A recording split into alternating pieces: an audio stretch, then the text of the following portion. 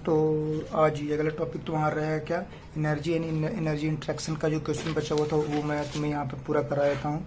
तो क्या था तुम्हारा आज का टॉपिक, क्या रहेगा, एनर्जी एंड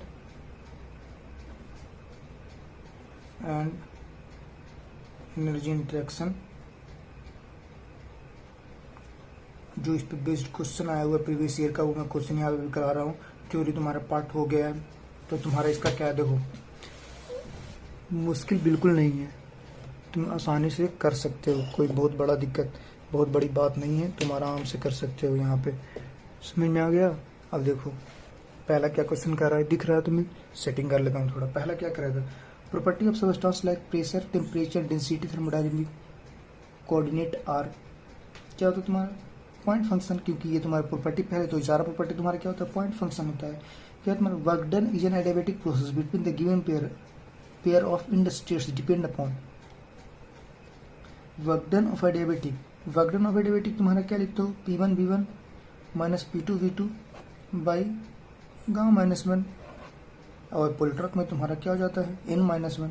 ये तुम्हारा होता है। अब देखो क्या बोल रहा है तुम्हारा, the end of state only particular diabatic process, the index of N, the value of heat transfer, adiabatic between the gain pair index depend upon, किस पे तुम्हारा डिपेंड करता है। यहाँ पे देखो particular diabetic process, the value of index नहीं, सिर्फ एन थोड़ी है, एन या गामा कर लो, एन थोड़ी, यहाँ P1 V1 में प्रेशर वॉल्यूम भी है ना। देखो काटना शुरू करो, the end of state only, नहीं P1 भी आता है, देखो पहला प्रोसेस भी आता है, पाथ में ये स्टार्टिंग पॉइंट का वैल्यू है, ये P2 एंड पॉइंट हो गया, तो इन्होंने स्टार्टिंग का भी स्टेटमेंट मैटर करता है। The value of index only, नहीं एन नहीं करता है, क्योंकि यहाँ पे प्रेशर वॉल्यूम भी है, प्रेशर वॉल्यूम भी है। उसके बाद क्या, the value of heat transfer, यहाँ पे हीट ट्रांसफर की बात ही नहीं कर रहे हैं, तो कौन सा बच्चा, पार्टिकुलर डायबेटिक प्रोसेस, तो option B is correct. Which is true for reversible polytropic process, reversible polytropic process, temperature even constant, ये किसके लिए होता है, थर्मल के लिए। इंट्रोपर इवन कांस्टेंट, ये भी नहीं होगा, इंट्रोपी तो किसमें कौन तुम्हारा होता है, समझ गया। हाँ, इंथैल्पी इवन कांस्टेंट, ये भी तुम्हारा नहीं होता है, तो क्या होता है, some heat transfer takes place. हाँ, पॉलीट्रॉपिक में तुम्हारा इंथैल्पी कांस्टेंट नहीं होता है, मैं बताऊंगा किसमें होता है सब ये। अब यहाँ पे देखो जी, तो इंथैल्पी तुम्हारा क्या होता है, आइसेंथैल्पिक प्रोसेस में इंथैल्पी प्रोसेस कांस्टेंट तुम्हारा। इंट्रोपी तुम्हारा किसमें होता है, इंट्रोपी तुम्हारा कांस्टेंट होता है, लेकिन इसमें तो नहीं होता है, पॉलीट्रॉपिक में नहीं होता, तो some heat transfer takes place, option D is correct इसका हो गया। Change in enthalpy in a close system is equal to heat transfer if reversible process takes place. Change in enthalpy close to system is equal to heat transfer. अच्छा कौन किस पे तुम्हारा change in enthalpy किसके बराबर होता है, तुम याद करो, जब मैं तुम्हें अभी बता रहा था फ्लो प्रोसेस में, स्टीम इंजन में या फिर थर्मल पावर प्लांट में, अभी मैं तुम्हें बता रहा था ये बात, जो फॉर्मूला होता है H1 plus V1 square by 2000 GZ1 by 1000 plus Q equal to H2 plus V2 square by 2000 plus GZ1 by 1000 plus W। अब देखो जितना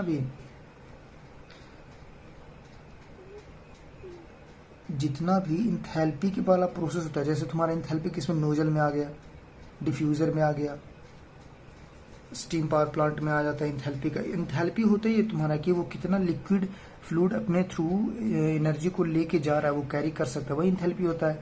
तो वहां पे हमेशा कौन सा होता है, आइसोबारिक प्रोसेस होता है। क्या होता है, आइसोबारिक प्रोसेस, मतलब क्या हुआ तुम्हारा कि वहां पे प्रेशर कांस्टेंट होगा, बारीक बार बार प्रेशर का यूनिट होता है, तो तुम्हारा बारीक में तुम्हारा क्या हो जाएगा, प्रेशर कांस्टेंट, इसलिए तुम्हारा क्या होता है, इंथैल्पी का नाम आ गया तो क्या कांस्टेंट होता है। ऐसे ही देख लो, टेम्परेचर ये थर्मल का होता है, ये तो हो नहीं सकता है। वॉल्यूम ये तुम्हारा किसके होता है, आइसोकोरिक का होता है। इंटरनल एनर्जी ये मैंने तुम्हें बताया नहीं है, तो ये नहीं होगा। प्रेशर सही है। हीट एंड वर्क आर, देखो हीट एंड वर्क क्या है तुम्हारा, हीट एंड वर्क तुम्हारा बताया हुआ क्या है तुम्हारा, heat and work path function, work हो रहा है तो पाथ फंक्शन हो गया। The work done in the expansion of the gas from volume V1 to V2 under the pressure constant P। बताया हुआ तुम्हारा क्या, फ्लो प्रोसेस में जब फ्लो स्टडी फ्लो होता है तो वर्क डन क्या होता है, PdV होता है, सिंपल PdV। PdV में तुम्हारा क्या होता है, मतलब फाइनल माइनस इनिशियल चेंज करेंगे और प्रेशर तुम्हारा कांस्टेंट हो जाएगा, ऑप्शन बी इज करेक्ट। फिर तुम्हारा क्या होगा, यहाँ पे आगे देखो, यहाँ विच of the following entities is not a thermodynamic property, ये भी तुम्हारा बताया ऑप्शन सी हीट हो जाएगा। अब आगे हम बात करते हैं, जो अगला क्वेश्चन शुरू होगा वो तुम्हारा हो जाएगा यहाँ से, ऑफ द फॉलोइंग, क्या of the following path function quantity is, अच्छा ये तुम्हारा बताया हुआ क्या, वर्क डन ये पाथ फंक्शन है, बाकी तुम्हारा देखो इंथैल्पी, प्रेशर, टेम्परेचर तुम्हारा पॉइंट फंक्शन हो गया। During throttling which thermodynamic process does not change, ये भी तुम्हारा बताया हुआ है। थ्रोटलिंग में तुम्हारा क्या कॉन्स्टेंट होता है, इंथैल्पी। थ्रोटलिंग में तुम्हारा क्या होता है, इंथैल्पी। समझ में आ गया।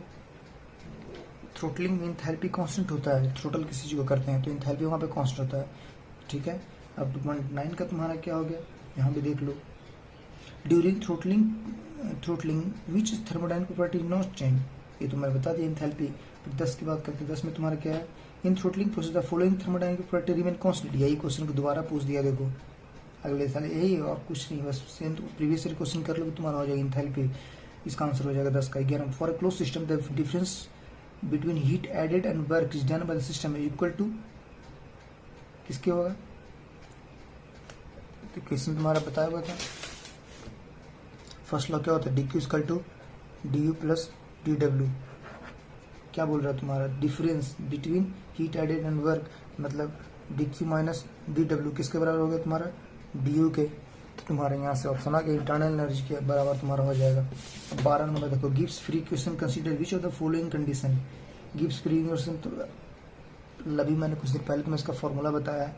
गिब्स, ये तुम्हें इंपॉर्टेंट है, गिब्स फ्री क्वेश्चन तुम्हारा क्या है, एच माइनस क्या था, क्या था तुम्हारा ये isothermal adiabatic, isothermal adiabatic. Gibbs free question तुम्हारा क्या होता है, आइसोथर्मल एडियाबेटिक।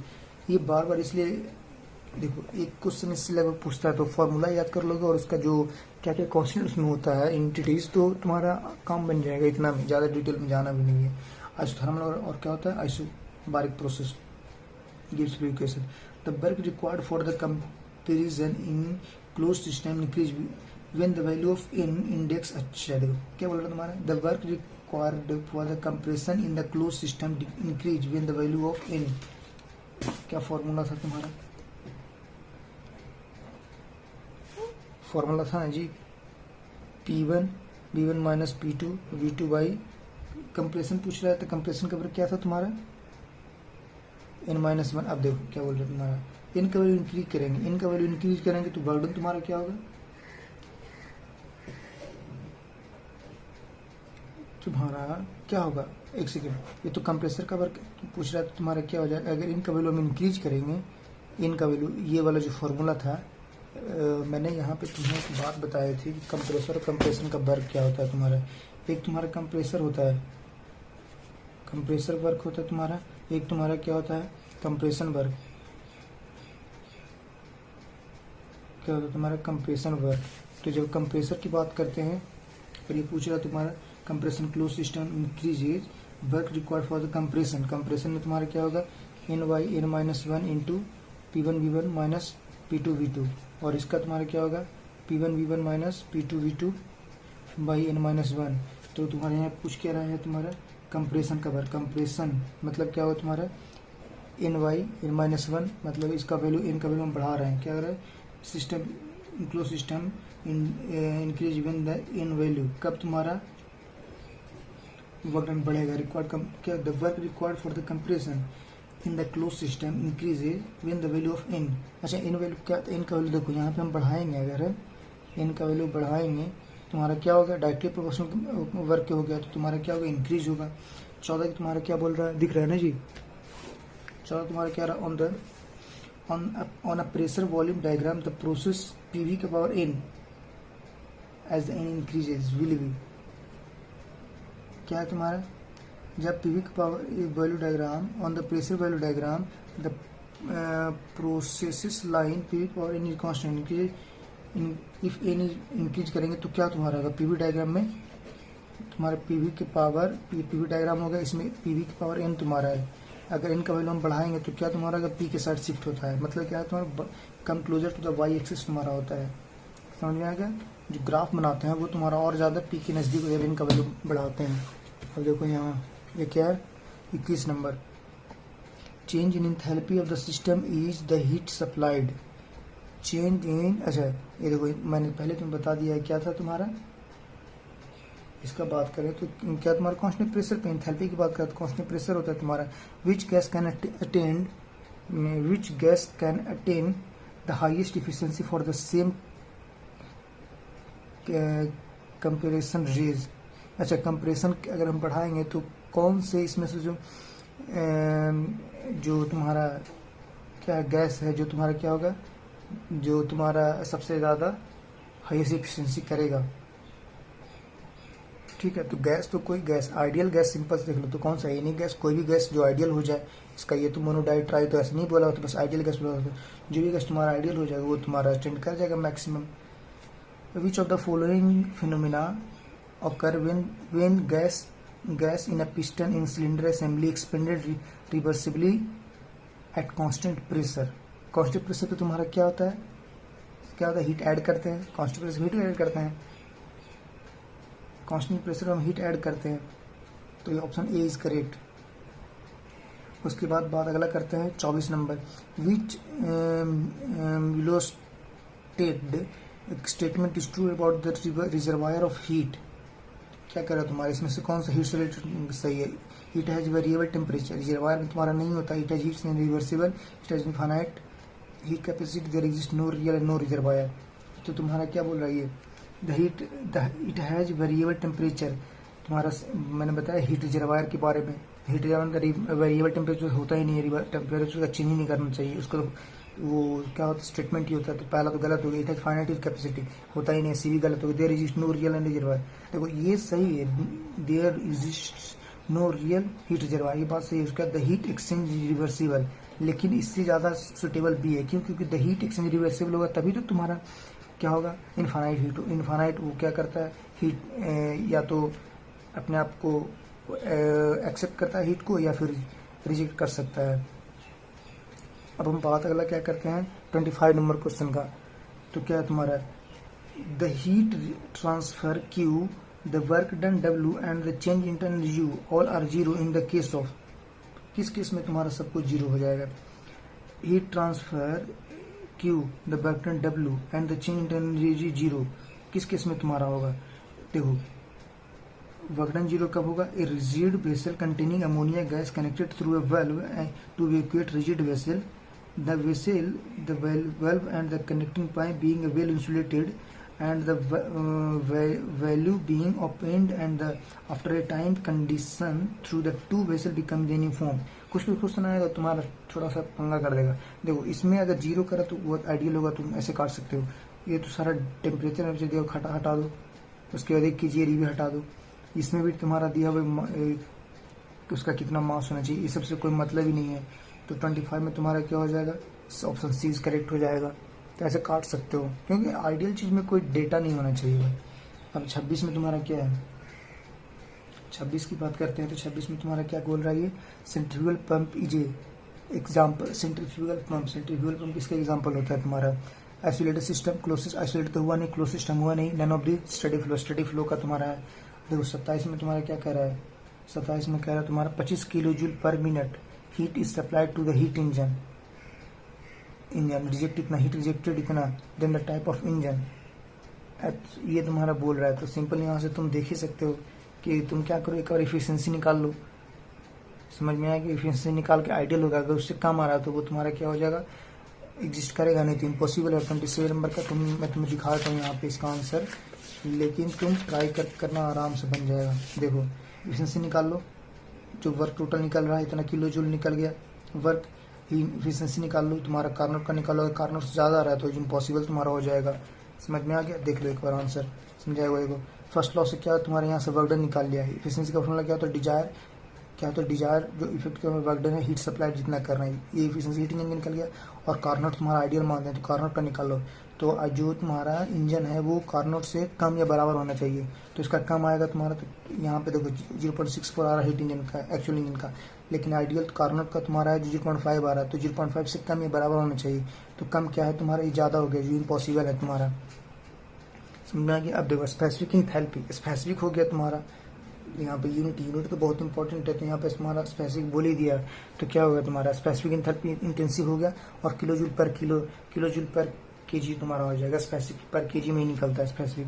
फिर 29 में तुम्हारा क्या है, P plus A by E, देखो ये पहले से the internal energy of the gas obey van der Waals equation P plus A by V square are depend upon the, किस पे तुम्हारा डिपेंड करते हैं 29 में तुम्हारा क्या है, temperature and specific volume, temperature और स्पेसिफिक वॉल्यूम दो ही चीज़ है, ये तुम्हारा कांस्टेंट होता है, ये वेरी इसमें टेम्परेचर और स्पेसिफिक वॉल्यूम पे डिपेंड करता है। ये जो ये तुम्हारा क्या होगा, रियल इक्वेशन जो गैस का होता है वो तुम्हारा हो गया, तो किस पे डिपेंड करता है, प्रेशर नहीं, इस पे देखते हैं, देखो प्रेशर स्पेसिफिक नहीं, देखो जिसमें वेरिएबल वॉल्यूम तो ठीक है और टेम्परेचर भी ठीक है, तो वॉल्यूम टेम्परेचर कितना, स्पेसिफिक वॉल्यूम और टेम्परेचर पे डिपेंड करता है।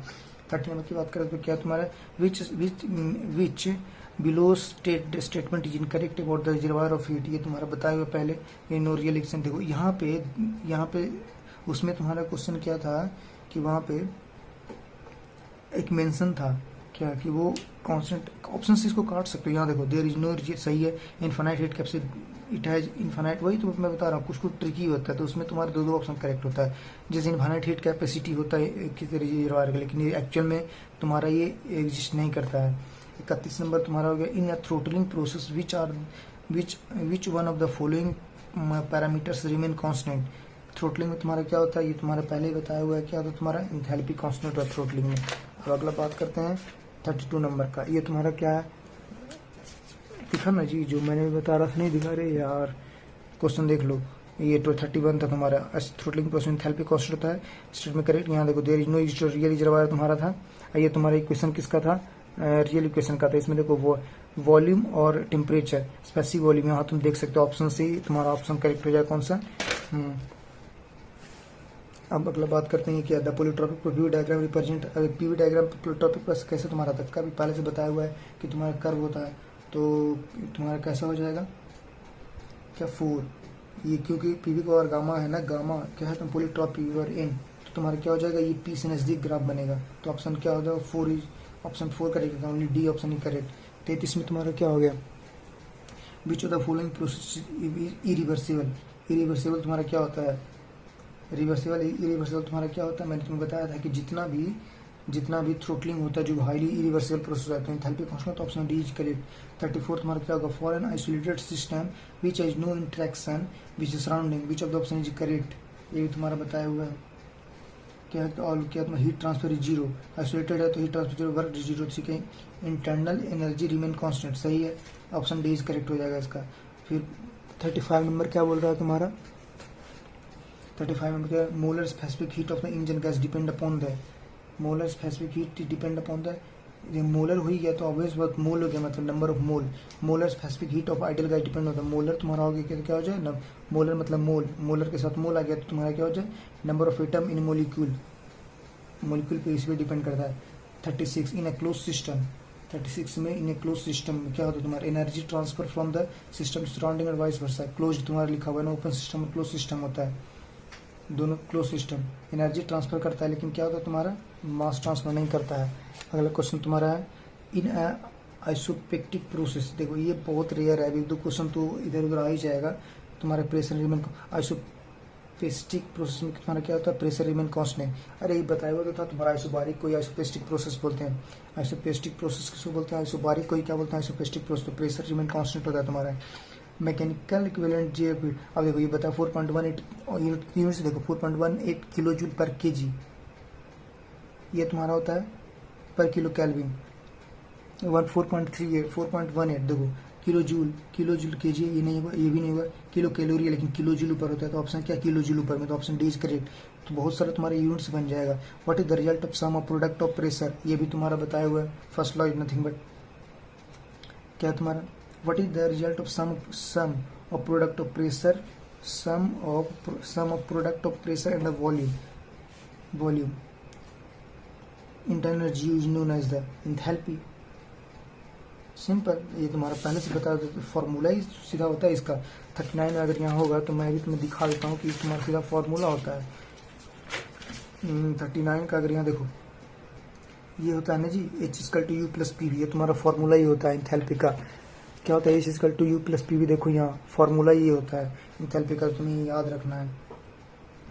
विच of the following true for process 1 to 5, अरे ये जो मैंने तुम्हें बताया था, जहाँ पे ये डायग्राम तुम्हें बता रहा था कि n = 0, n = 1, n = इन्फिनिटी, ये सब तो वही तो वही वाला तो है। तो क्या 1 से 5 प्रोसेस तुम्हारा कौन सा हो जाएगा? 1 से 5 प्रोसेस तुम्हारा क्या हो जाएगा इसमें? पीवी और गामा कांस्टेंट, पीवी और गामा कांस्टेंट। टीएस डायग्राम पे तुम्हारा, पीवी डायग्राम पे तो तुम्हारा पॉलीट्रॉपिक प्रोसेस को कैसे डिनोट करते हैं? कर्व होता है। लेकिन टीएस डायग्राम पे तुम्हारा क्या होता है? ये टीएस डायग्राम पे तुम्हारा सीधा ऐसे चलता स्ट्रेट लाइन में। समझ में आ गया? ऑप्शन कौन सा तुम्हारा हो जाएगा? 41 में पीवी और गामा इसके कांस्टेंट हो जाएगा इसमें 1 से 5 प्रोसेस में। और विच of the following statement incorrect? क्या तुम्हारा low grade energy can convert into high grade energy in a cycle. Heat energy low grade energy, heat energy is low grade energy, work is high grade energy. Which incorrect बोल रहा है कि work high होता है, वो heat is तुम्हारा low grade. None of this low grade energy can be converted into the high grade energy. Option ये correct है, इनकरेक्ट है तुम्हारा, क्योंकि क्या low grade energy can be converted into high grade energy, ये तुम्हारा incorrect है इसमें। लेकिन यार कर सकते हैं, हीट को तो कर सकते हैं वर्क में। तुम्हारा डी ऑप्शन यहाँ पे हो जाएगा ये, ठीक है ना, डी ना, क्योंकि हीट लो ग्रेड एनर्जी होता है तुम्हारा, उसको हम वर्क में कर सकते हैं। तो आज के लिए तुम्हारा इतना ही, बाकी मिलते हैं अगले लेक्चर में।